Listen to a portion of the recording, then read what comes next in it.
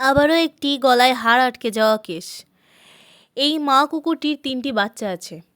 সিউড়ি নিমতলা থেকে দুটি বোন এসে আমাদেরকে জানায় যে একটি মা কুকুরের গলায় হাড় আটকেছে, তার 3টি বাচ্চা আছে এবং সকাল থেকে সে প্রচণ্ড কষ্ট পাচ্ছে।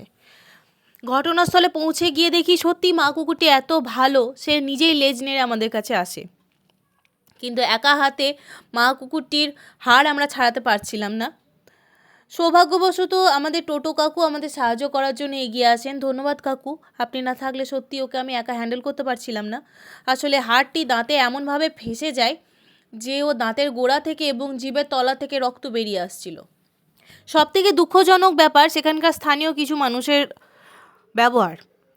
কোনো কুকুরকে যখন আমরা রেস্কিউ করি, বিশেষ করে স্ট্রে অ্যানিমেলসদের রেস্কিউয়ের টাইমে আমাদের রীতিমতো রিস্ক থাকে, কারণ তারা মানুষের কাছ থেকেই বারবার অত্যাচারিত হওয়ার কারণে কোন মানুষ তার ভালো করছে তারা বুঝতে পারে না।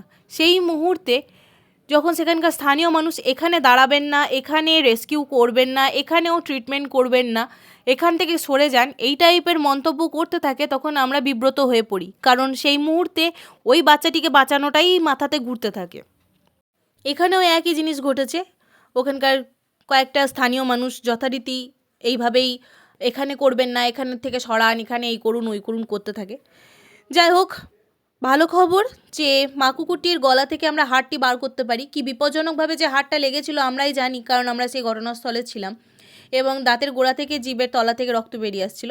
তাই অনুরোধ করছি, আমাদের হয় সহযোগিতা করুন, না হলে আমাদের এড়িয়ে যান। আমরা ঠিক আমাদের কাজ করে সেখান থেকে সরে যাব। আমরা মোটেও থাকতে তো আসিনি না। মা কুকুরটি ভালো আছে এখন, এইটাই সবথেকে ভালো খবর।